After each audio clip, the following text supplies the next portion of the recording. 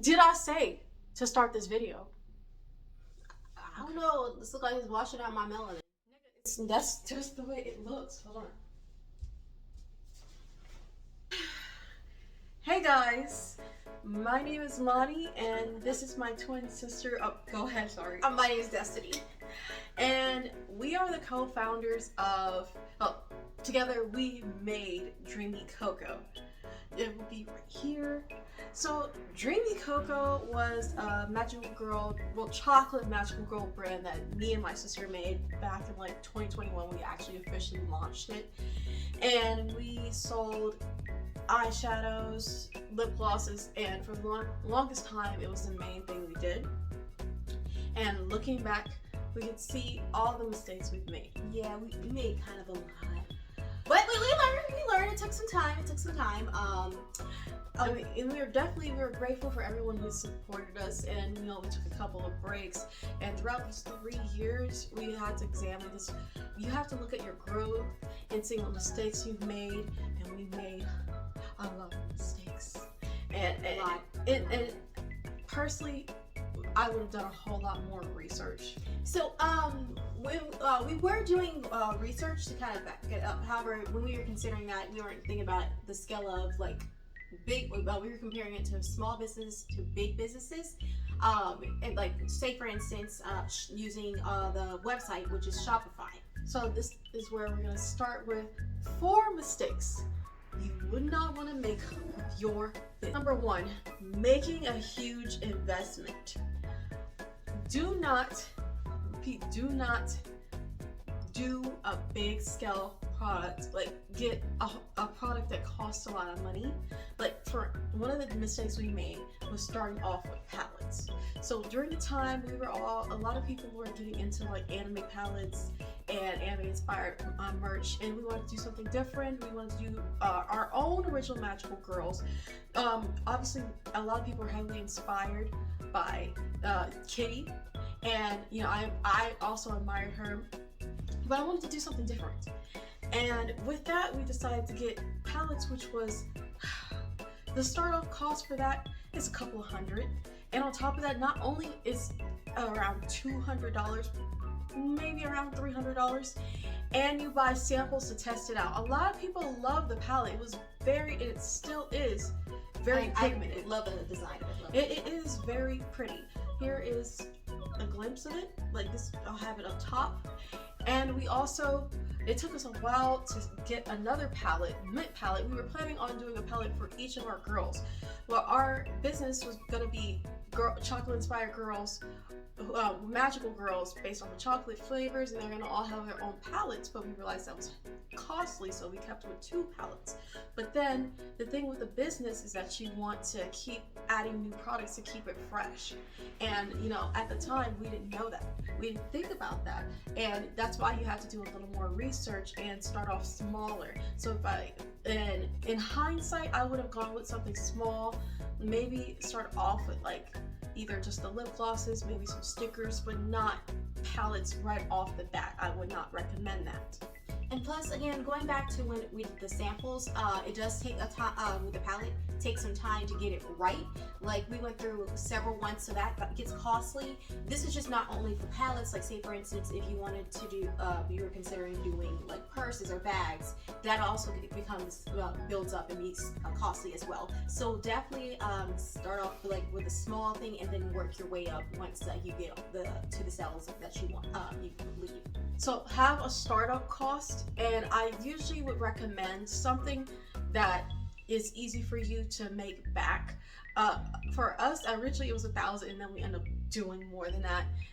Makeup palettes are definitely a lot of money, especially like we started off with like I think it was 15 that we initially were selling, and eventually we did completely sell out of the original palette, the Dreamy Cocoa palette, so we brought in the mint.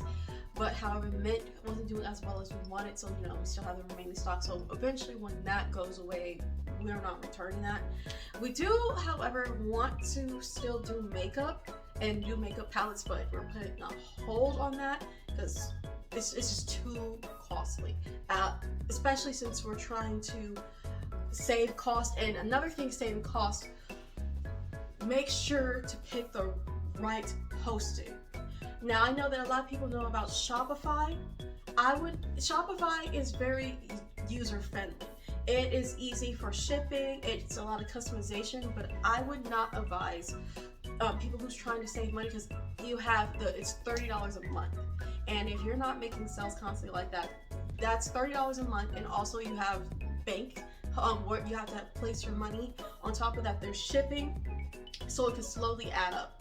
If I had hindsight and I thought about it, if I knew what I knew now, I would have gone with Etsy, which we have transferred over to. A lot of people have a lot of opinions about Etsy, and Etsy has some fees with each product or whatever you sell.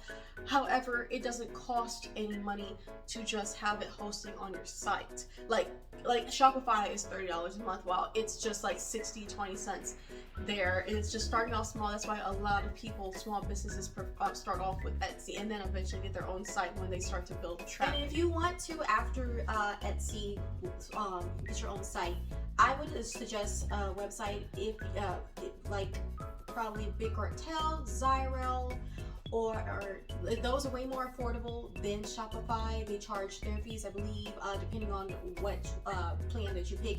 It can be at the cheapest between $14 maybe $9. Big Cartel has a free option, however, it's limited ways of like themes for your website. And that's what we really enjoyed about Shopify. You can customize, like I had falling hearts and snow. It was really cute. A lot of people usually complimented the site, like, this looks adorable. And I like, that's one thing I like over Shopify over Etsy. Yeah. But with Etsy, you have that built-in audience compared to Shopify. You have to drive traffic. So that's one of the reasons we moved over to Etsy. So starting off small with your business, with your product, and also picking the right site is very important. Number 2, be consistent.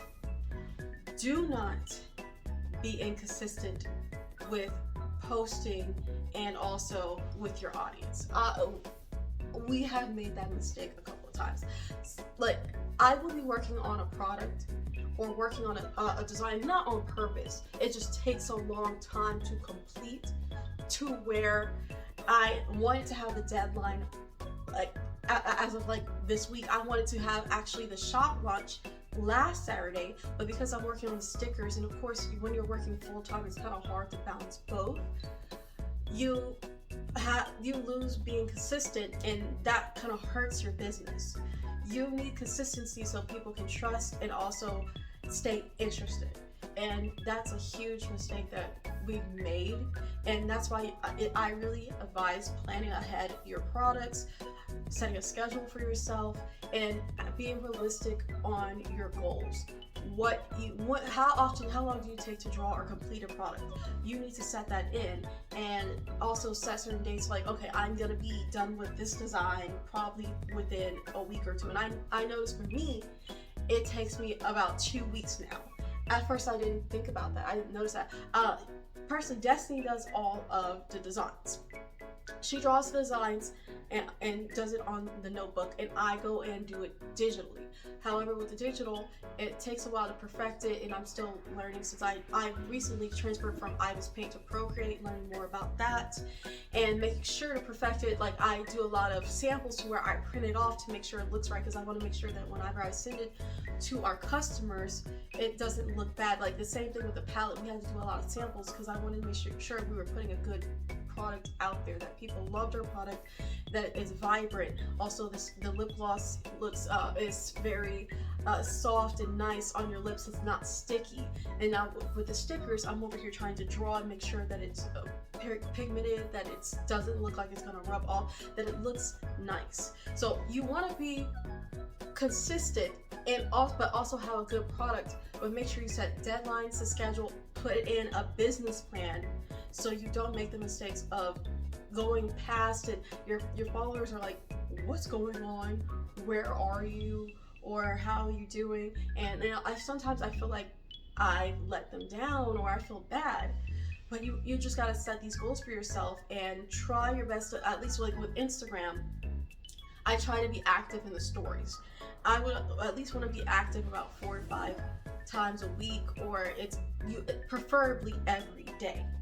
And now posting, you want to at least post about 4 times a week, either on Reels, Instagram, like Instagram in general, and also with TikTok. Now Shorts is also really popular, but in general, you just gotta set a deadline for yourself, because being a small business owner isn't exactly easy. It's not easy, and it's not for the weak.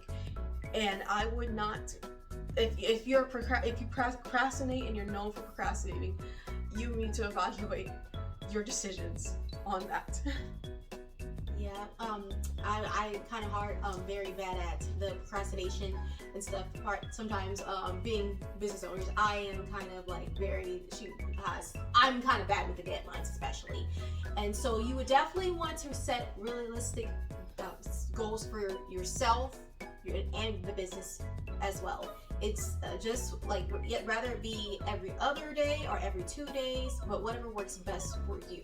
Because besides running the business, we know that you have like also duties that you have to do outside, like with your life. Maybe you're paying bills or so, but you want to make sure that you find a way to set aside a time for both yourself and also for the business, and time it in a way that's consistent and works best for you in the marketing. Most definitely. 3, do not be too niche. We made that mistake. So a lot of times, a lot of people, if you notice there's a pattern, like to go off of things that they already know or already like. Whenever you go to an artist alley, a lot of people are doing fan art. Some people will have original content. Now, that's typically because a lot of people really enjoy their style, or they already have a huge following. But it's usually the safe route to go with something that's pre-existing, popular franchise. Like some people like to draw either Sailor Moon, what's trending right now, Genshin Impact. But if you do, and it's good to do original content, but for us, we did something that was really, really original. And of course, I still want to do something original, but what I would have done is start to gain more, probably released a story before. We've been working on a comic for a long time. Making a comic is not easy. My sister, she's been working on the script, and it does, right now it takes a lot of revising and also just making sure the story is consistent and everything. It does take some time, but we did also thought it was best to probably first put the products out and then come up with a story. But we thought in the long run, maybe we should do it the other way around, story, coming up with a comic, and then later on probably push out maybe our own products or so. And we've been working on this comic for years. Like, we've been talking about it, but actually start working on it last year, and I'm telling you, it's kind of stressful. It's definitely stressful. It's not exactly easy, so that's why it's been a delay. Like, she had the prologue ready, the first run or slash first chapter, but then we had to end up scrapping it because it was not the way we wanted. I did not like it at all. I did not like it. I want to put something I'm proud of, and if you're gonna do something niche, I would have put the comic out first and then the products, because no one, to be honest, did not know who my characters. It's a risk to put out your original content. Like, they can like the designs and everything, and I know a lot of people love the designs, especially. But if they don't know the character, then it's not really gonna go really far, because you gotta develop the reason that a lot of people like Sailor Moon, Demon Slayer, all these other, because they got to see the story, and that was a mistake we made.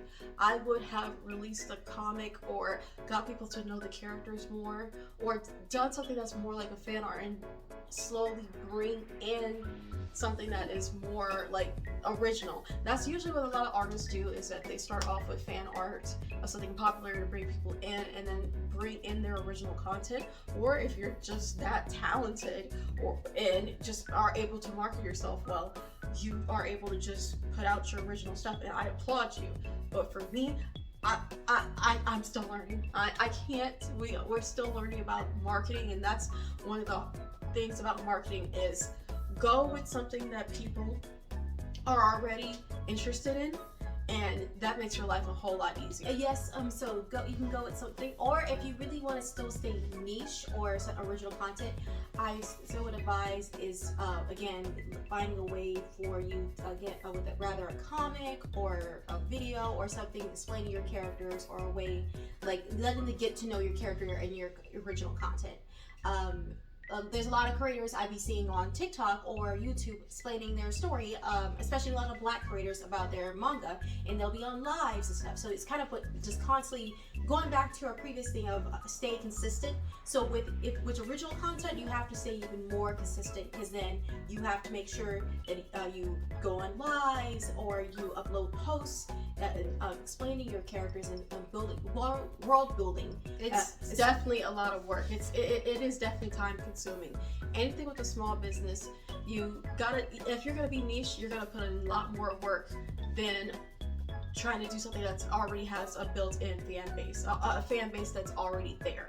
So that's what the mistake we made. Not the mistake of doing something original, but not considering and thinking about it's the like a factors. workload. Like sometimes it depends. If you want to do niche and original, the work will be a little bit more harder on you. If you do like more familiar content and like Sailor Moon properties, it'll be a little bit more easier. So just depends on which one you're willing to, what path you really want to take. And this path is not exactly easy, so that's why we're starting off. So we are planning on having a store launch. Of course, we're releasing the products, but the main focus after that store launch is definitely the business. So we're gonna have a store, our store open, but I'm gonna add more little products. But my main focus and my main goal is to have the comic out, because that's what we originally wanted to do with anime, is start off a comic. Like with it being anime fans, we always wanted to originally mistake number 4: do not tie your worth to the business. So often we compare ourselves to others, and I've made that mistake several times. Several times I beat myself up, because the thing is, I would love to become a business owner full time.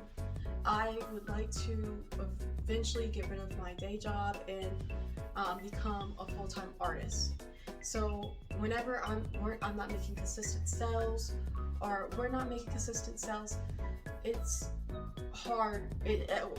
I beat myself up even more so than Destiny, because like with Dreamy Coco, Destiny is like, she does care a lot, but I like to I'm very self-driven, and I'm very goal-oriented, and when I set a goal, I'm determined to meet it, and I have confidence, but sometimes I can lack a lot of it.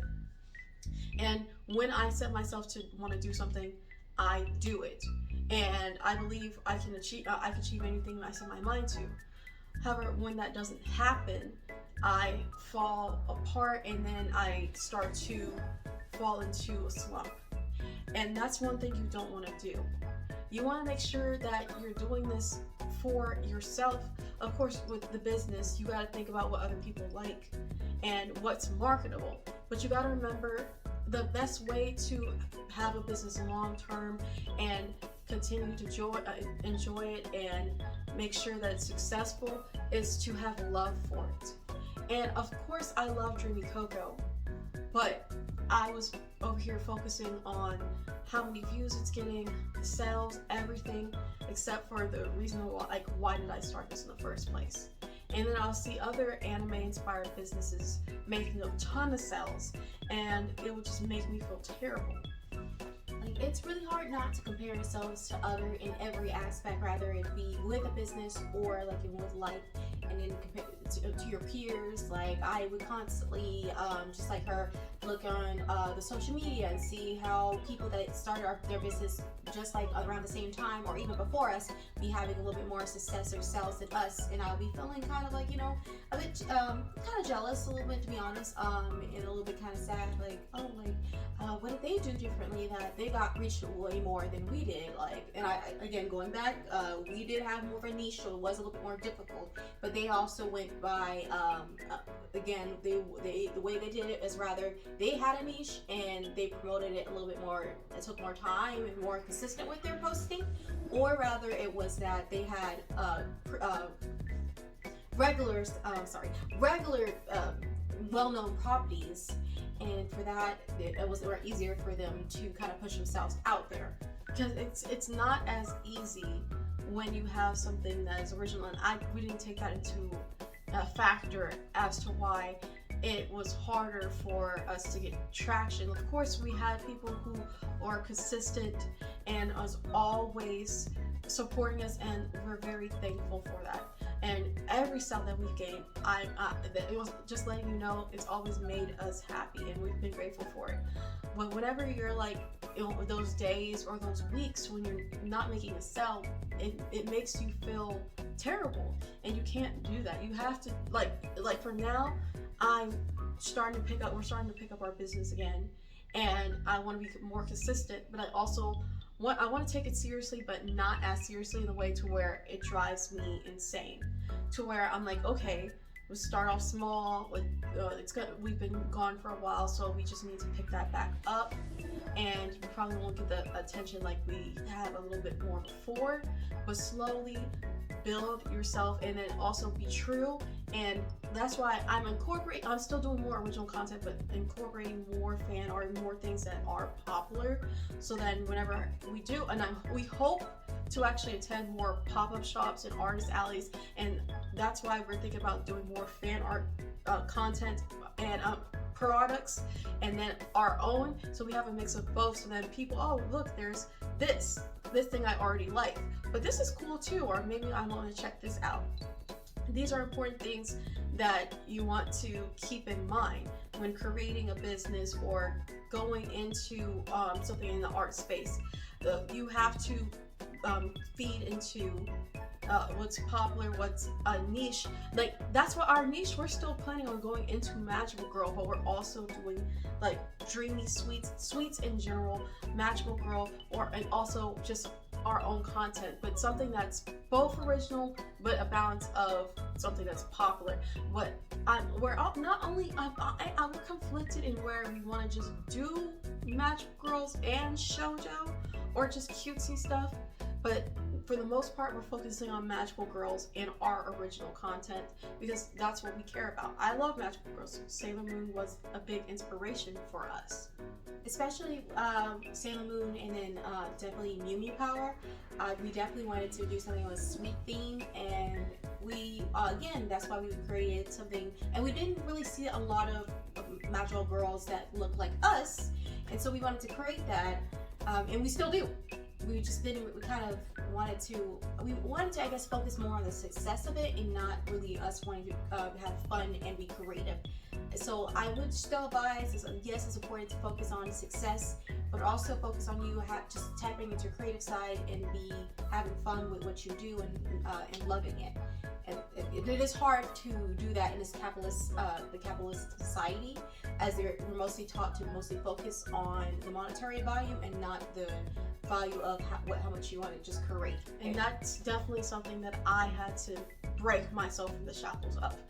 Capitalism teaches you to keep grinding, and it tells you that if you're stuck in a position, it's because you didn't try hard enough. And of course, it's good to try hard and do your best, but you also need to have time for yourself in order to breathe. And if you're doing something you love and you're doing it just for the love of it, then when it gains success or you're getting monetary value from it, then that is just a plus. So you're doing something you love and you're getting money from it, not just, oh, I'm doing it for money. And of course, I still always wanted to drink because I loved it, but I was just thinking too much about the sales and the attention to where that drives you insane, and you feel like I'm not doing enough, or I'm making mistakes and I don't know what I'm doing. And look at like we stated earlier, we compare ourselves to others and other businesses and feel like we are inadequate, and that's not true. It's just that we need to take time to plan, to evaluate, and also see what's important. What is the most important to us? Happiness, or is it money? What is it? For me, it's being happy, and I would love to become a full-time artist, but I just want to make sure that I'm making something that makes other people happy, makes myself happy, and I want to continue to do this as long as I can. And that's what really matters. So whenever you're making a business, think about something that makes you happy. Start off small, be consistent with it, and also make sure to do something that's not too niche. You want to be niche, but not too, something that's not too popular and a lot of people are doing, and then it's hard for you to stand out. But you also want to make sure it's not something that nobody's really like knows about or they're not familiar with, and it's harder to gain that attraction.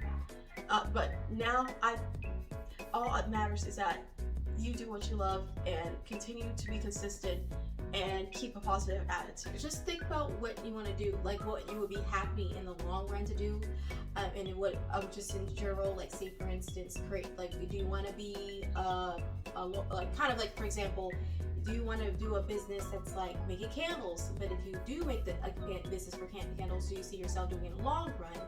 And if that makes you happy, making candles and all that stuff, then you do it.